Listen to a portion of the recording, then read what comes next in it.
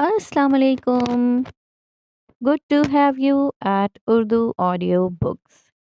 حاضر خدمت ہے جازم حتیم کا ناول آدم اور ابلیس.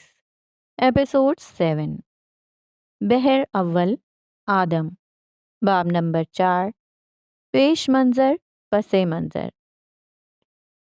واہ شیمپی واہ، اس کو جانے دے نگما.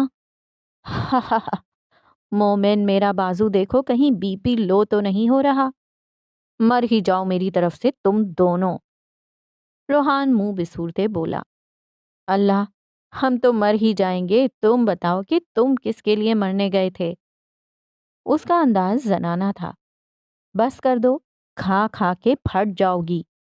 اس نے میری کی طرف دیکھتے ہوئے کہا جو تیسری بار برگر آرڈر کر رہی تھی. تمہارے باپ کے پیسوں کا کھا رہی ہوں جو تمہیں مسئلہ ہو رہا ہے. وہ چڑ چکی تھی. کھاؤ کھاؤ، ٹھوسو ٹھوسو اور پھٹ کر مر جاؤ. مرے میرے دشمن، آمین. روحان بتا دینا کس سے مار پڑی ہے تجھے. کسی نے نہیں مارا ہے مجھے، نہ ہی کسی سے لڑائی ہوئی ہے. کہا نا چھوٹا سا ایکسیڈنٹ ہو گیا تھا. تو نے کہا اور میں نے مان لیا. وہ اس کی بات کو ہوا میں اڑا گیا تھا. نہیں یقین تو نہ صحیح. اس نے بے پرواہی سے شانے اچکائے اور باہر جانے کے لیے اٹھ کھڑا ہوا. کدھر کو چلتے ہو شیمپی؟ نگما، آفس جانا ہے، کام کرنا ہے، کچھ کمانا ہے اور کچھ کھانا ہے. وہ باہر کی طرف بڑھا جب مومن نے اس کا بازو پکڑ کر اسے واپس صوفے پر بٹھایا. دیکھ نگما، اس کو جانے دے. میری کی نظریں ایک پل کو مومن سے ملیں اور پھر دونوں ہنس ہنس کر دوہرے ہونے لگے. بازو تو چھوڑ دے، مجھے دیر ہو رہی ہے، میٹنگ کے لیے لیٹ ہو رہا ہوں. اس نے ایک نرم نگاہ اس پر ڈالی. جا سمرن جا، جی لے اپنی زندگی. اس نے روحان کا ہاتھ پھینکنے والے انداز میں چھوڑا. بس کر دے. اس نے ہنستے ہوئے ٹیبل سے اپنا فون اور گاڑی کی چابی اٹھائی اور باہر کی طرف بڑھ گیا. وہ بائیں ہاتھ سے ریسٹورانٹ کا دروازہ کھولتے ہوئے باہر نکلا اور ریموٹ سے گاڑی ان لاک کی اور دروازہ کھولتے گاڑی کے اندر بیٹھ گیا. روحان تم نے ان سے سچ کیوں نہیں کہا؟ سیاہ رنگ کا ہیولا گاڑی میں حائل ہوا تھا. تم میرا پیچھا کیوں نہیں چھوڑ دیتے؟ وہ اس ہیولے سے اس طرح بات کر رہا تھا جس طرح وہ اسے دیکھنے اور اس سے بات کرنے کا عادی ہو. جب کسی سے عشق یا نفرت ہو جائے تو پھر انہیں چھوڑا نہیں جاتا. یہ مت کہنا کہ تمہیں مجھ سے عشق ہو گیا ہے. وہ منہ بسورتے بولا. یہ سوال تو تم خود سے کرو، کیونکہ میں بھی تو تم ہی ہوں نا. مجھے تو خود سے عشق ہے پر تمہیں تو مجھ سے نفرت. روحان تمہیں کچھ بولوں؟ ہیولے کی آواز بچوں والی تھی. اس فندقی آنکھوں والی لڑکی سے دور رہو، کیونکہ میں تمہیں اسے مارنے پر مجبور کر دوں گا. تم میرا کچھ نہیں بگاڑ سکتے. تمہیں واقعی لگتا ہے کہ تم نے اپنے بچپن کے آصیب سے چھٹکارا پا لیا ہے؟ تم اب میرا کچھ نہیں کر سکتے. یہ شاید تسلی تھی جو خود کو دی گئی تھی. روحان دیکھو اس مرد کو، اس کے ساتھ کھڑی اس بچی کو. نہیں نہیں، تم یہ نہیں کر سکتے. پاگل ہو گئے ہو کیا؟ وہ چلایا تھا. خون، قتل، قتل، خون. وہ بچے کا ہیولا پتلی ہوا میں غائب ہو گیا تھا. روحان کے گرد دنیا گھومنے لگی. اس کے سامنے ایک بچہ پنجرے میں قید تھا جو مدد کے لیے چیخ رہا تھا. Stop it! اس کی آنکھیں سرخ ہو رہی تھیں. قتل، خون. اسے بس پتلی ہوا میں سے دو آوازیں آ رہی تھیں. اسٹاپ! اس نے زور سے اپنا سر اسٹیئرنگ پر دے مارا جس کی وجہ سے اس کے پہلے سے کچے زخم سے خون بہنے لگا. کل ہم! خون، خون دیکھنا ہے. روحان نے گاڑی کے ہینڈ ریسٹ سے پستول نکالی اور اس بچی کا نشانہ لیا. شوٹ! ٹریگر! دباؤ! شاباش! روحان اس وقت اپنے لاشعور کو شعور پر حاوی آنے سے روکنے کی جنگ لڑ رہا تھا. شوٹ! روحان کا دل بے قابو ہونے لگا. اس کی سانسیں اکھڑنے لگیں. نہیں! اس نے چلاتے ہوئے اپنی ٹانگ پر بلیڈ کی مدد سے کٹ لگایا. بہتے خون نے اس کے سفید ٹراؤزر کو داغدار کر دیا. سر سے پھوٹتے خون کی ایک لکیر اس کے چہرے پر پھسلی. جسے اس نے ہاتھ کے پونوں سے چھپایا اور پھر خون سے لت پت انگلیاں اپنے چہرے کے سامنے کیں۔ نہیں! روحان نے خباثت بھری نگاہ ہیولے پر ڈالی، جس طرح وہ کہہ رہا ہو کہ میں جیتا اور تم ہارے، جیت گئے تم۔ روحان! وہ بھی ہنسا تھا۔ قتل، خون، شوٹ، آوازیں پھر سے گونجنا شروع ہو گئیں۔ Shut up! اس نے گاڑی کے ڈیش بورڈ سے گولی کے ایک پتے سے گولی نکال کر کھائی اور پھر اس کے ارد گرد دنیا نارمل ہونے لگی۔ اب نہ ہی کوئی ہیولا تھا، نہ ہی کسی قسم کی کوئی آواز۔ سب کچھ تھم گیا۔ وقت پھر سے مدھم پڑنا شروع ہو گیا تھا۔ اف روحان، تو گدھا ہے کیا؟ اس نے اپنا باقاعدہ مشاہدہ کرنے کے بعد خود سے کہا۔ میں عنقریب پاگل خانے میں ملوں گا۔ خود سے کہتے اس نے اپنی گاڑی اپنے پینٹ ہاؤس کی طرف ڈال دی۔ قریب 10 منٹ بعد اس کی گاڑی بلڈنگ کی بیسمنٹ کے پارکنگ ایریا میں کھڑی تھی۔ گاڑی کا دروازہ کھول کر وہ تیزی سے لفٹ کی طرف بھاگا کہ کوئی اسے دیکھ نہ لے۔ کھل جا! اس نے لفٹ پر مکہ مارا۔ 1 منٹ سے کم وقت میں لفٹ کھلی اور وہ اس کے اندر گھس گیا۔ لفٹ کے اندر داخل ہو کر اس نے ٹاپ فلور کا بٹن دبایا۔ لفٹ بغیر رکے ٹاپ فلور پر کھلی۔ روحان نکل کر سیدھا اپنے پینٹ ہاؤس کے دروازے کی طرف بڑھ گیا۔ فنگر پرنٹ سے دروازہ کھولتے اندر داخل ہوا اور سامنے لگے شیشے میں دیکھا۔ ماتھے کی پٹی سرخ ہو چکی تھی۔ ٹانگ سے خون رس رس کر سفید جرابوں تک پہنچ چکا تھا۔ گریٹ! اس نے خود کو داد دی اور پھر ڈریسنگ روم کی طرف بڑھ گیا۔ 20 منٹ بعد وہ نہا کر نکلا۔ سیاہ شارٹس کے اوپر ہم رنگ بیگی شرٹ پہنے واش روم سے باہر نکلا۔ ہاتھ میں فرسٹ ایڈ باکس پکڑے صوفے پر آ کر بیٹھا اور اپنے شارٹس کو گھٹنوں سے اوپر کھینچتے ہوئے بلیڈ سے لگے زخم کو دیکھنے لگا۔ زخم گہرا نہ ہونے کی وجہ سے خدا کا شکر ادا کرتے ہوئے اس نے دوا زخم پر لگا کر پٹی کی۔ سر پر پٹی کے بجائے کاٹن اور گاز لگا کر ڈبہ واپس اپنی جگہ پر رکھ دیا۔ ہیلو! فون کے دوسری جانب روحان کے پی اے کی آواز گونجی۔ ہاں بولو۔ سر آپ کدھر ہیں؟ گھر میں۔ سر آج 2 میٹنگز ہیں اور پہلی میٹنگ 2 گھنٹے بعد ہے اور دوسری؟ سر وہ شام میں ہے۔ اچھا میٹنگ روم کو ریڈی کرو۔ Okay sir. روحان کی جانب سے فون بند کر دیا گیا۔ اٹھو روحان، ملما کاری کا وقت ہوا جاتا ہے۔ اس نے سر درد کی گولی لی اور ڈریسنگ روم کی طرف بڑھ گیا۔ 10 منٹ بعد وہ ڈریسنگ روم سے باہر نکلا۔ سیاہ سوٹ کے ساتھ سفید ڈریس شرٹ اور بائیں ہاتھ پر مہتابی رنگ کی رولیکس پہنی ہوئی تھی۔ سلکی بال سلیقے سے بنے ہوئے تھے اور وہ خوبصورت سنہری آنکھیں سورج کے کرنوں کی آنکھوں میں پڑنے کی وجہ سے ننھے ستاروں کی مانند چمکی تھیں، جن کو دیکھ کر کہکشاں کا گمان ہوتا تھا۔ ٹیبل سے گاڑی کی چابی، موبائل اور والیٹ اٹھا کر وہ پینٹ ہاؤس سے باہر نکلا اور لفٹ کی طرف بڑھ گیا۔ قریب 10 منٹ بعد اس کی گاڑی سڑک پر تھی، جو کہ اس کے آفس کی طرف رواں تھی۔ مزید 10 منٹ بعد اس کی گاڑی ایک وسیع بلڈنگ کے سامنے رکی، جو کہ ایک مستطیل یا چوکور کے بجائے ایک گول دائرے میں بنی ہوئی تھی، جس کے کوئی کونے نہیں تھے۔ گاڑی سے اتر کر وہ بلڈنگ کے اندر بڑھا اور اپنے دفتر کی طرف چلا گیا۔ Every things okay? اس نے دائم روحان کے پی اے سے پوچھا۔ یس سر۔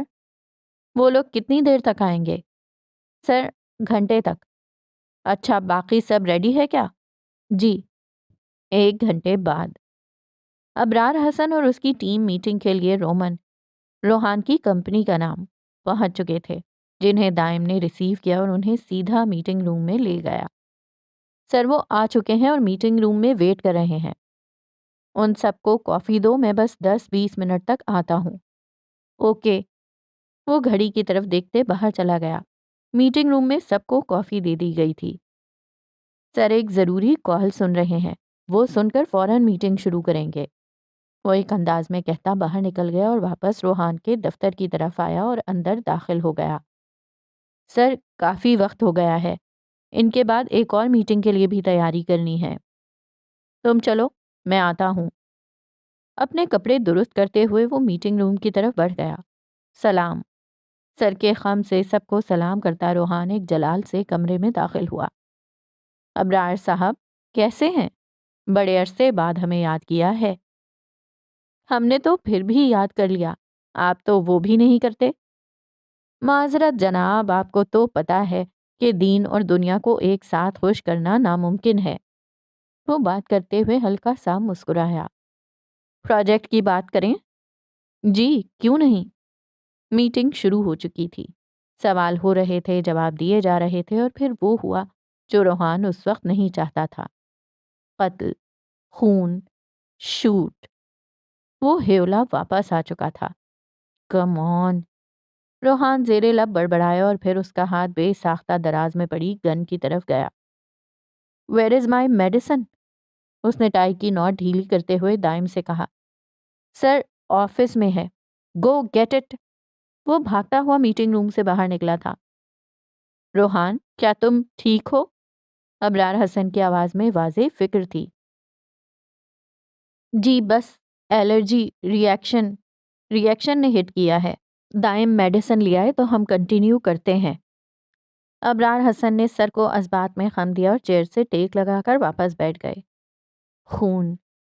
روحان کی دھڑکنیں تیز ہوئیں۔ شوٹ۔ وہ ہیولا ابرار حسن کی طرف اشارہ کرنے لگا اور اس کی سنہری آنکھوں کی سرخی بڑھنے لگی۔ دفتر میں دائم نے دراز سے ٹیبلٹس نکالی تو پتہ خالی تھا۔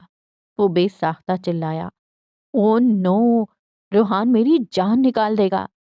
وہ واپس میٹنگ روم کی طرف بھاگا اور سر نفی میں ہلایا، پھر اپنی جیب سے اینٹی ڈپریسنٹ نکال کر روحان کی طرف بڑھائی جسے اس نے بنا کچھ کہے تھام لیا اور یہ ظاہر کیا کہ وہ اینٹی الرجی کی دوا لے رہا ہے تاکہ کسی کو اس کی ذہنی حالت پر گمان نہ ہو۔ پانی۔ اس نے دائم کے ہاتھ سے ایک گلاس پکڑا اور ایک ہی سانس میں سارا پانی پی گیا۔ سر ریئیکشن کم ہوا؟ سر خود بخود اسبات میں ہلا۔ ماسک۔ دائم نے اپنی جیب سے N95 ماسک نکال کر روحان کی طرف بڑھایا جسے اس نے بمشکل پہنا تھا۔ کنٹینیو۔ اس کے اعصاب ڈھیلے پڑے، جسم معوف ہوا۔ اسے اپنا آپ اس کرسی پر دھنستا ہوا محسوس ہوا۔ اس کے حواس لاشعور کے صحن میں رقص کرنے لگے۔ اسے اپنی روح عقل و بصیرت سے یگانی جھومتے ہوئے محسوس ہوئی۔ آوازیں اس تک پہنچ رہی تھیں، مگر وہ آوازیں کسی جھرمٹ کی طرح اس کی سماعتوں سے ٹکرا رہی تھیں جو محسوس ہوتی مگر شناخت نہ ہوتی۔ جہلم مال، ڈیزائنر کے آخری الفاظ تھے جو اسے سمجھ آئے۔ اس کی آنکھوں کی سرخی معدوم ہوئی اور کھلی آنکھیں ایک غیر مرئی نقطے پر جم گئیں۔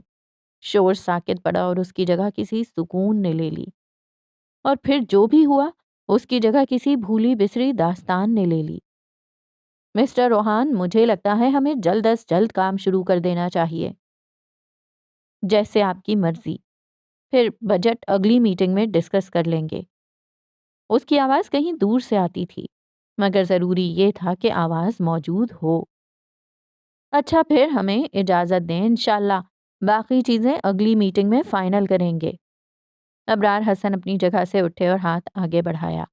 دائم کو ہاتھ پاؤں پڑ گئے کیونکہ اتنی دیر سے وہ اپنے ماسک کے اندر سے روحان کی آواز نکال رہا تھا۔ معذرت سر، میرے ہاتھ سینیٹائزڈ نہیں ہیں، جس کی وجہ سے الرجنٹس آپ کو بھی نقصان پہنچا سکتے ہیں۔ ابرار حسن کا قہقہہ بلند ہوا۔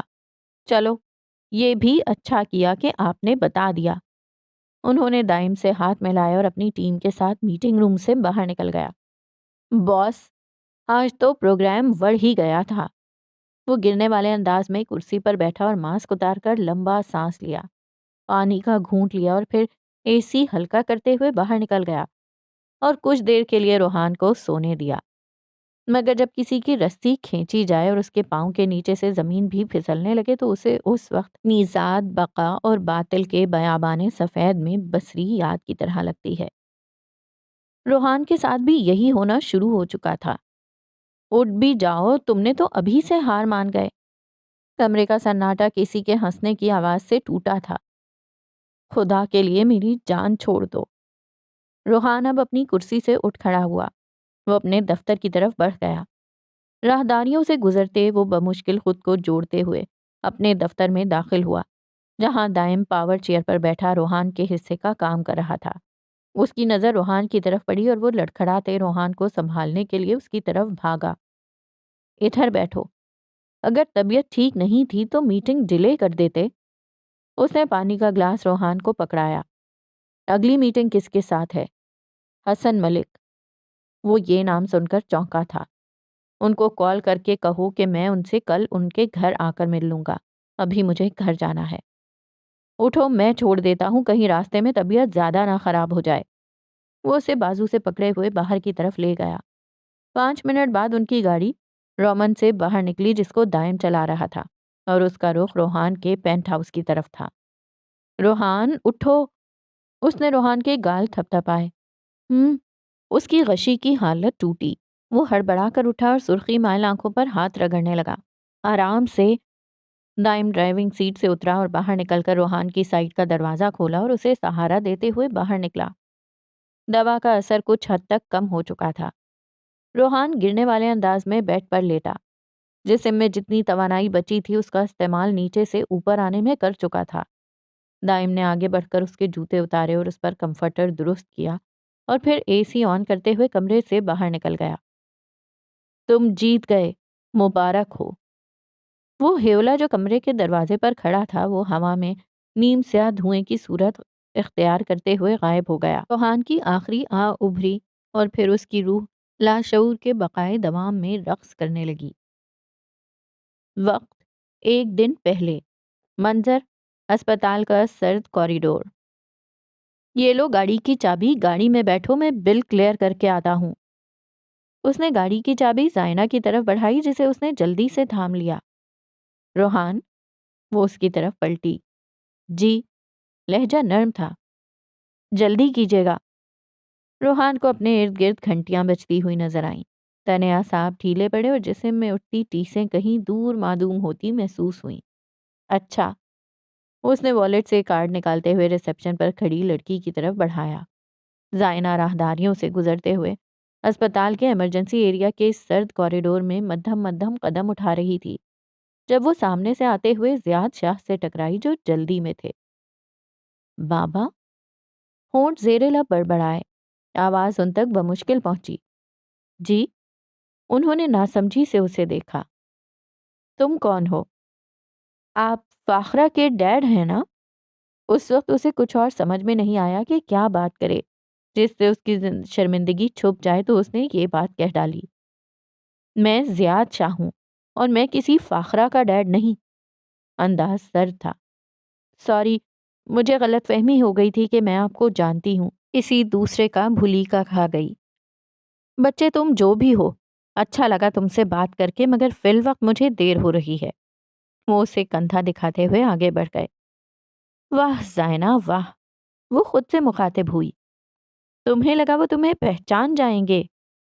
اس نے نظر اٹھائی تو اسے ہو بہو اپنی ہم شکل نظر آئی۔ تم کون ہو؟ اس نے آج اسے پہلی بار دیکھا تھا۔ میں تمہارا لاشعور ہوں۔ مجھے تم نے، تمہارے ذہن نے، تمہارے شعور نے جنم دیا ہے۔ اب ہم ہمیشہ کے لیے ایک ساتھ رہیں گے۔ کیوں؟ کیونکہ میں تمہاری ہمدرد ہوں۔ تم کوئی نہیں ہو۔ اس نے ہوا میں ہاتھ ہلایا تاکہ اسے ختم کر سکے۔ مس، آر یو فائن؟ پاس سے گزرتے وارڈ بوائے نے اسے متوجہ کیا۔ مجھے کیا ہونا ہے؟ آپ ہوا میں کسی سے باتیں کر رہی تھیں۔ آپ؟ ابھی وہ کچھ اور بولتی کہ اسے پیچھے سے آواز آئی۔ کیوں اپنا مذاق بنوا رہی ہو؟ کہا نا میں تمہارا لاشعور ہوں، مجھے تمہارے علاوہ کوئی اور نہیں دیکھ سکتا۔ اس کا لاشعوری ہیولا ہلکا سا مسکرایا تھا۔ ویسے مبارک ہو، تمہاری ذات کی پھر سے نفی کر دی گئی ہے۔ وہ سرد کوریڈور میں دیوار سے ٹیک لگائے بیٹھتی چلی گئی۔ اس کی روح کو تکلیف ہو رہی تھی۔ وہ کبھی ان سے ملنا نہیں چاہتی تھی، مگر اچانک کی ملاقاتیں اتنی تکلیف دہ کیوں ہوتی ہیں، اسے اس کا احساس آج ہوا تھا۔ اس نے ایک نظر اٹھا کر اپنی بائیں جانب زیاد شاہ کو دیکھا جو روتی ہوئی ہینا کو چپ کروا رہے تھے۔ حوصلہ کرو پلیز۔ زیاد وہ اسے ٹھیک کر دینا پلیز۔ وہ روتی ہینا کو بازوؤں کے حصار میں لیے چپکے تھے۔ رونے سے وہ ٹھیک تو نہیں ہو جائے گا نا؟ سمجھانے کی ایک اور ناکام کوشش کی گئی۔ زیاد، وہ اس کا اتنا خون نکلا تھا۔ وہ اپنے ہاتھ ہوا میں لہرا رہی تھی۔ ہینا، انہوں نے نرمی سے اس کے ہاتھوں کو تھاما اور اپنے ہاتھوں میں لیا۔ فیملی، ہیپی فیملی مجھے کیوں نہیں ملی؟ زائنہ نے آہ بھری تھی اور کہیں دور اس کے ذہن میں ایک بھولی بسری یاد تازہ ہوئی۔ منظر بدلا۔ زائنہ 4 سال کی تھی۔ میڈرڈ، اسپین میں وہ اپنے محل نما گھر کے وسیع لان میں کھیل رہی تھی۔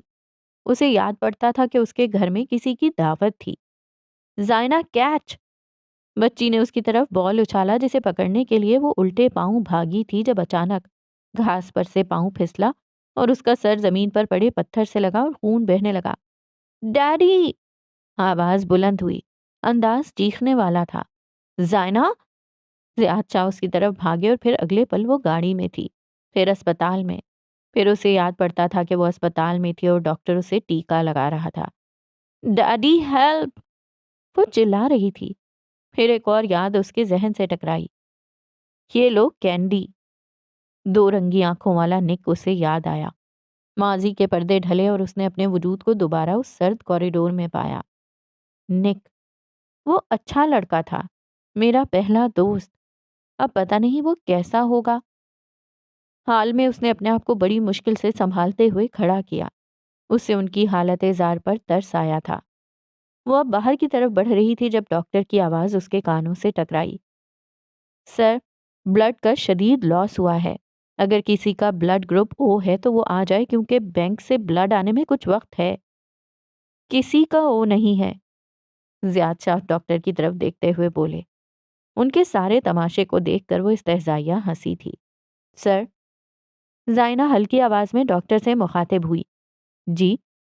آپ میرا بلڈ گروپ چیک کر لیں، کون سا ہے؟ اگر او ہے تو لے لیں۔ اچھا۔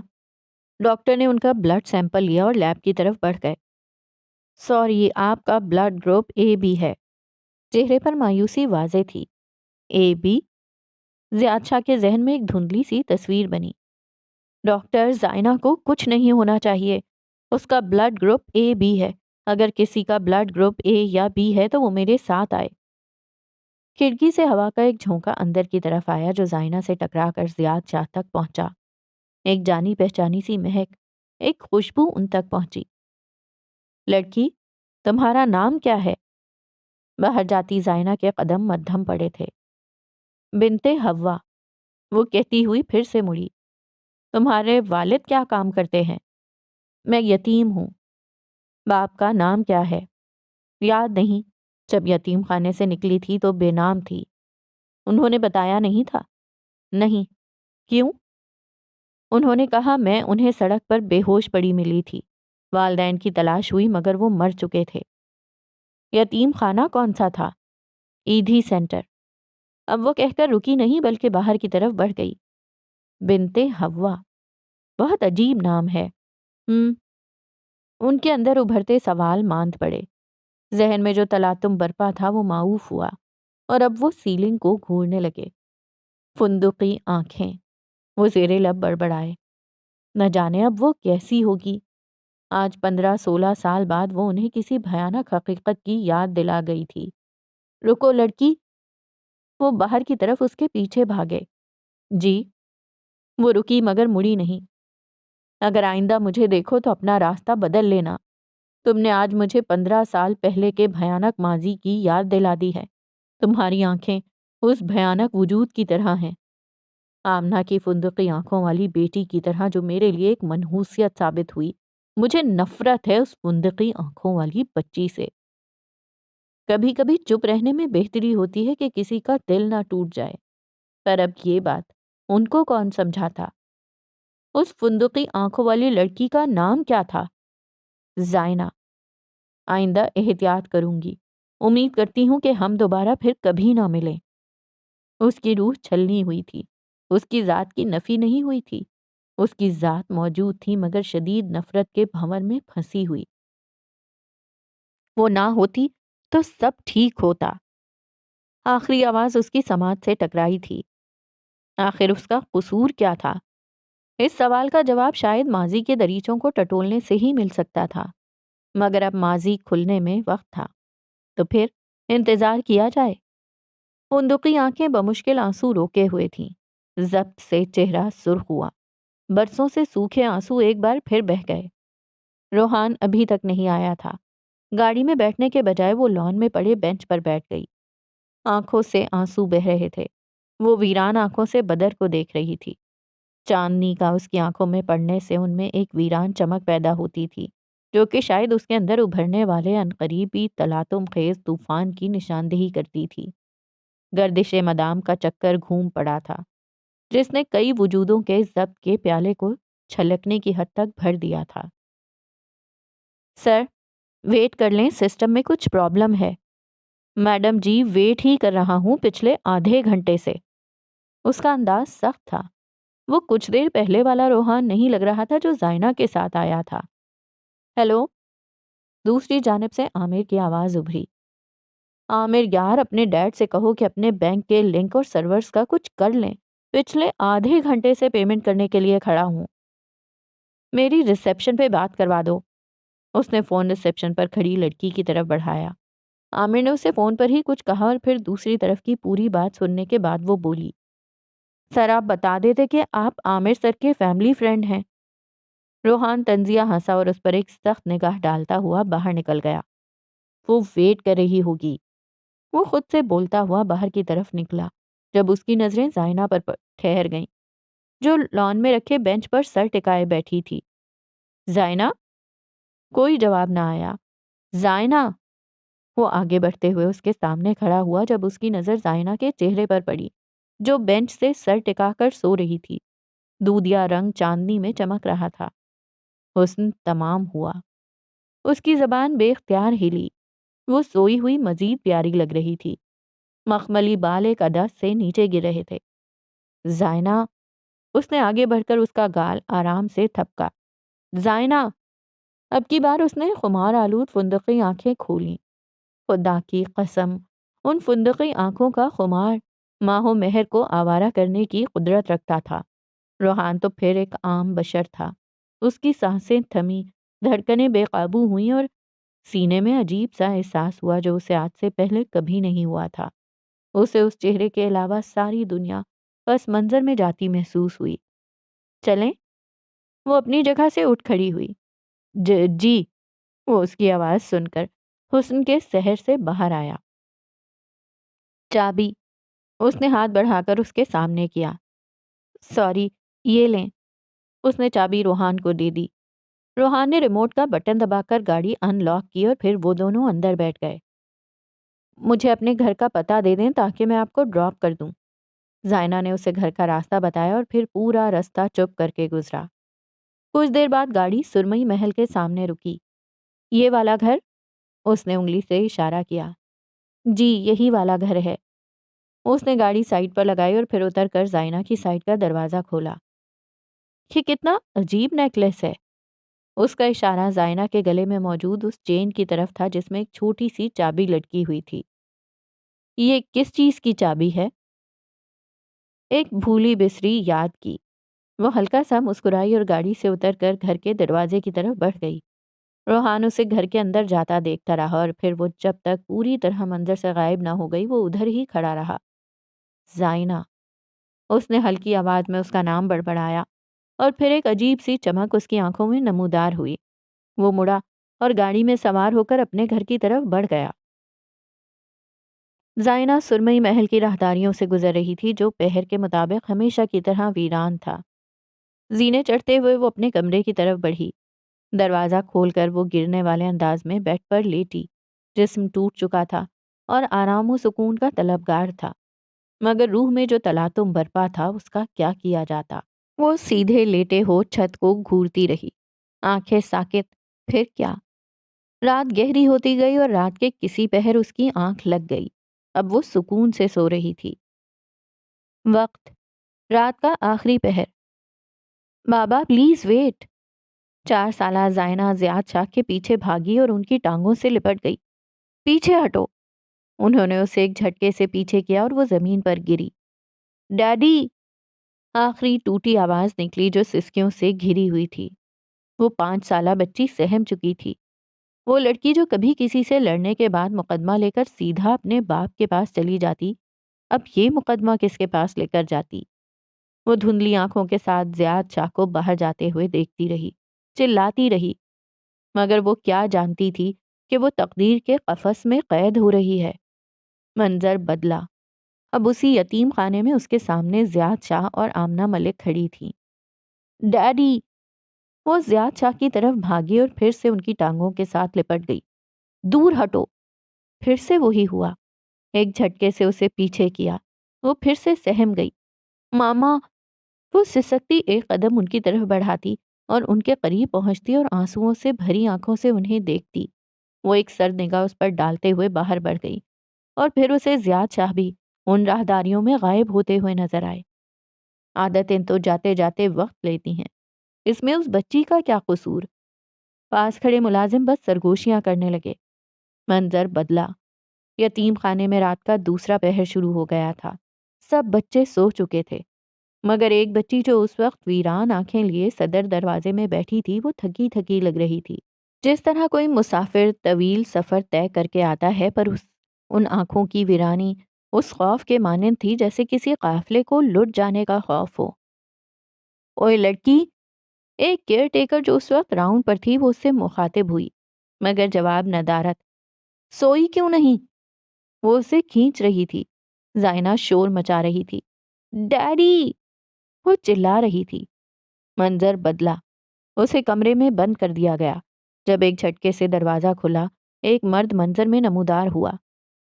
سلیمان صاحب، 36 سالہ مرد، اس یتیم خانے کا مالک۔ یہ بچی کیوں رو رہی ہے؟ انہیں سب کہانی سنا دی گئی۔ پھر وہ زینہ کی طرف بڑھے۔ بچے، آپ سو کیوں نہیں رہیں؟ میں بابا کا ویٹ کر رہی ہوں، میں ان کے پاس سوتی ہوں۔ توتلی زبان میں جملہ بمشکل سے سکتے ہوئے ادا کیا۔ سلیمان صاحب کو اس بچی پر بے اختیار پیار آیا اور انہوں نے آگے بڑھ کر اس بچی کو اپنے مضبوط حصار میں لیا اور پھر زائنہ کی سسکیاں دم توڑنے لگیں۔ وہ ان کی گود میں سو چکی تھی اور پھر یہ روز کا معمول بن گیا۔ سلیمان صاحب روز اس کے لیے یتیم خانے آتے۔ شاید یہ عالم ارواح میں کی گئی بیعت تھی جو ان کو ہر روز یہاں لے آتی۔ پھر ایک دن زریز ملک آ کر اسے لینے آ گئے۔ جاتے ہوئے زائنہ مڑی اور بولی، سلیمان بابا، آپ مجھ سے ملنے آئیں گے نا نانا کے گھر؟ اس نے ان سے وعدہ لیا اور پھر وہ سلیمان نامی شخص زائنہ کی زندگی میں باپ کا کردار ادا کرنا شروع ہو گیا۔ منظر بدلا اور اب ماضی کی جگہ کابوس نے لے لی۔ زائنہ پسینے سے شرابور ایک جھٹکے سے اٹھی تھی۔ تمہیں لگا کہ تم ان آسیبوں سے آزاد ہو چکی ہو؟ اس کی ہم شکل لاشعوری ہیولا پھر سے نمودار ہوا جو اس کے قدموں میں بیٹھا ہوا ہوتا۔ ملمہ کاری سیکھ چکی ہو؟ وہ استہزائیہ ہنسی۔ تمہاری عورت ہونے کے ناطے کوئی عظمت ہے کہ نہیں؟ سوال تھا یا طنز جو اس کے لاشعوری تصویر نے اس سے کیا۔ کیوں؟ میری عظمت کو کیا ہوا؟ کیا تم واقعی اتنی کم عقل ہو یا بنتی ہو؟ لاشعوری ہیولا ہنسا اور پھر بولا، آریز ایک دن میں 3 بار تمہارا ہاتھ پکڑ لیتا ہے۔ روحان کے سامنے تم کھلی کتاب بن گئیں۔ اس نے تمہارے گال کو تھپکا اور تم چپ رہیں۔ زائنہ ساکت ہوئی، بالکل سناٹا۔ وہ اب اپنے لاشعور ہیولے کو خود پر ہنستے ہوئے سن رہی تھی۔ تم صحیح کہتی ہو، میری کوئی عظمت نہیں۔ تمہیں پتہ ہے کہ میری سب سے بڑی کمزوری کیا ہے؟ وہ رکی اور پھر لمبا سانس لے کر خارج کرنے کے بعد بولی، کوئی میری فکر کرے، میری پرواہ کرے، مجھے خاص محسوس کروائے۔ اگر کسی کو ہمیشہ سے دھتکار ملی ہو تو پھر جب کوئی اس کی فکر کرتا ہے تو پھر اس کا ذہن معاف کیوں نہ ہو، رد عمل کیوں نہ بدلے؟ تم عورت ہو، پتہ ہے۔ آواز میں بے بسی تھی۔ وہ ایک بار کو ساکت ہوئی۔ دھڑکتا دل، چھنی روح اسے تکلیف دے رہی تھی۔ کیا تم واقعی میری ہمدرد ہو؟ ہاں۔ اس کا لاشعوری ہیولا پتلی ہوا میں غائب ہو چکا تھا۔ وقت 2 دن بعد۔ منظر روحان کا آفس۔ رومن کی وسیع گول عمارت، شہر سے دور پرسکون منظر و ماحول۔ عمارات کی سب سے اوپری منزل روحان کے لیے مخصوص تھی۔ وہاں صرف روحان کی مرضی سے ہی لوگ آ جا سکتے تھے۔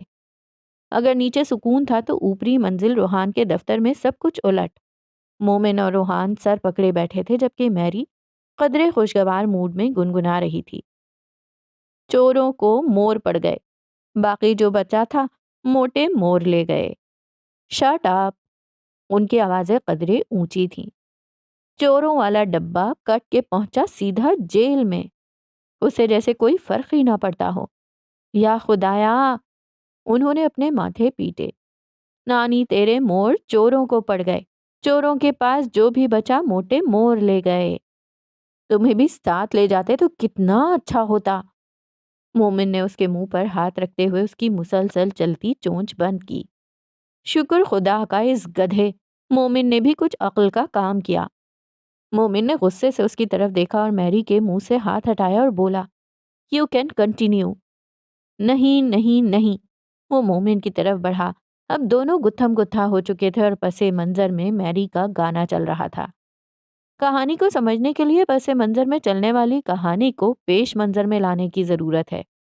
वक्त ये तसलसल को तोड़कर अपनी मर्जी से मरोड़ने की जरूरत है। तो फिर चलो वक्त में वापस चलते हैं। मंजर, मुर्सश फैशन हाउस। मोमिन के फैशन हाउस 20 कनाल पर मुहित हरम पायरामिड शक्ल की इमारत के सबसे ऊपरी तिकोन नुमा मंजिल पर बने मोमिन के ऑफिस में आओ तो सदर कुर्सी पर मोमिन बैठा था, जिसके सामने मेज के परली तरफ कुर्सी पर रूहान बराजमान था। गार्डन ऑफ ईडन हमारी अब तक की सबसे बड़ी लॉन्च होगी। हीरों की सहरकारी का अजब नमूना जो आज तक इस दुनिया ने पहले नहीं देखा होगा। हाँ, अगर मुर्सिश की गार्डन ऑफ ईडन कलेक्शन कामयाब ठहरी तो बेजिलस यानी सिराज जुरेज मलिक का फैशन हाउस तो कंफर्म दूसरे नंबर पर चला जाएगा। ये भी ठीक है। रूहान, मगर 1 अरब के हीरे। पैसों की टेंशन क्यों लेता है? मैं और निक स्पॉन्सर तो कर रहे हैं ना। पैसों की टेंशन नहीं है, टैक्स की है। उसने थकी थकी निगाह रूहान पर डाली। 1 अरब पर 240 करोड़ टैक्स। सोफे पर बैठी मैरी जो मामूल के मुताबिक कुछ खा रही थी, शाने बेनियाजी से बोली, बाजी जी, आप अपना 5वां बर्गर खाएं। इस तरह अपने जहन पर जोर ना डालें, कहीं हैमरेज ना हो जाए। मोमिन ने 5वें पर जोर दिया। 240 करोड़। रूहान जेरे लब बड़बड़ाते हुए चेयर के साथ सर टिका गया। इतने में 4 कलेक्शंस लॉन्च हो सकती हैं। वही ना, 10 करोड़ देकर बंदा हीरे स्मगल ना करवा ले। उसने हवा में तीर छोड़ा। आइडिया बुरा नहीं है। तीर निशाने पर लगा। उसकी आंखों में कुछ चमका था। इब्लीस अपनी सल्तनत को बचाने के लिए निकला था।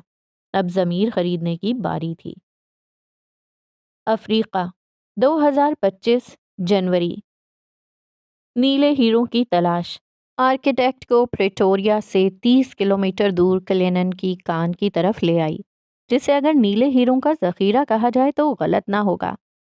आर्किटेक्ट जिसने अपनी तमाम उम्र सारी जिंदगी एक आम इंसान बनने की कोशिश की। 172 आईक्यू वाला शख्स नीले हीरों को लेने आया था। वो एक दिन में सब प्लान कर सकता था, मगर उसने इब्ने आदम के ज़मीर को खरीदने की बोली अब तक नहीं लगाई थी। वो कोई रिस्क नहीं लेना चाहता था। गवादर, बलूचिस्तान। एयरपोर्ट पर कार्गो उतरा था और हमेशा की तरह कस्टम्स की टीम वहां मौजूद थी। मुर्शिश का जहाज आज कहाँ गरीबों के सतान में उतर आया? रजा अली यानी कस्टम ऑफिसर बोला, सर जी, मुर्शिश अपना एक दफ्तर गवादर में बना रहा है। ओह! रजा अली होंठ गोल कर गया। अगले 3 माह तक हर माह गवादर कार्गो आते रहे। रूहान और रजा के ताल्लुकात बढ़ते गए। सितंबर का आखिरी हफ्ता चल रहा था। रूहान कार्गो शिपमेंट के लिए गवादर गया हुआ था जब उसे एयरपोर्ट के बाहर रजा अली मिला। सर आप? हाँ यार, शिपमेंट आ रही थी, लेट हो गई। चलें, अब कुछ दिन इधर हैं तो हम गरीबों को भी मौका दें कि आपको अपना शहर दिखाएं। हर्ज तो कोई नहीं है, फिर चलें। वो सर को खम देते हुए रूहान के पीछे बढ़ गया। पूरा दिन घूमने के बाद रजा अली और रूहान की गाड़ी गवादर के साहिल पर आकर रुकी। अब वो 2 अफराद गाड़ी से निकलकर रेत पर टहल रहे थे। उनके हाथों में कॉफ़ी के डिस्पोजेबल पेपर कप्स पकड़े हुए थे। रजा, ये दिन ब दिन टैक्स बढ़ते क्यों जा रहे हैं? जिनका मुल्क उनकी मर्जी। ये भी सही है। आपने क्या मंगवाना है? हीरे, बेपरवाही से कहा गया। हीरे? रजा हल्का सा हंसा और फिर बोला, इतने के हीरे नहीं जितना टैक्स देना पड़ता है। روحان ہلکا سا مسکرایا اور بولا، رضا تمہارے ساتھ ایک افسر ہے جس سے میری بات ہوئی ہے، وہ کسٹم کلیئر کروا دے گا بغیر ٹیکس کے، مگر مجھے اس پر بھروسہ نہیں ہے۔ وہ رکا اور پھر بولا، رضا تم قابل اعتبار بندے ہو، کیا تم میرے لیے یہ نہیں کر سکتے؟ باہر کے بندے کو رقم دینے سے بہتر ہے کہ رقم گھر کے بندے کو دے دی جائے۔ وہ ابلیس تھا، وہ بات کرنے کا فن جانتا تھا، وہ شکار کرنا جانتا تھا۔ آپ نے سیدھا آ کر مجھ سے کیوں نہیں کہا؟ میرے ہوتے ہوئے کسی دوسرے شخص کے پاس جانے کی کیا ضرورت تھی؟ مجھے ڈر تھا کہ اگر تم نے منع کر دیا تو ہمارے تعلقات پر اثر پڑے گا۔ وہ روحان توصیف شاہد تھا، وہ حریص لوگوں کو پہچانتا تھا۔ ابلیس کا شکار آسان ہو جاتا ہے جب بندہ حریص اور طاقتور ہو، اور رضا علی دونوں تھا۔ رضا کے موبائل کی اسکرین جلی اور اس کا منہ کھلتا رہ گیا۔ 5 کروڑ؟ وہ زیر لب بڑبڑایا اور پھر اس نے روحان کی طرف دیکھا جس نے نرم مسکراہٹ کے ساتھ شانے اچکائے۔ رضا، میں کل جا رہا ہوں، تم سربراہ ہو، دیکھ لینا کوئی مسئلہ نہ ہو۔ وہ گوادر میں اپنے مقصد میں سب سے زیادہ اثر و رسوخ رکھنے والا ضمیر خرید چکا تھا۔ آرکیٹیکٹ کسی کمرے میں مسکرا رہا تھا، سب اس کے پلان کے مطابق ہوا تھا۔ مرسش کے ہیرے ان کے ٹیکسٹائلز کے کنٹینر میں بغیر رجسٹریشن افریقہ سے بحرین اسمگل ہوئے۔ سمجھے؟ بحرین کیوں؟ کیونکہ بحرین نو ٹیکس زون ہے۔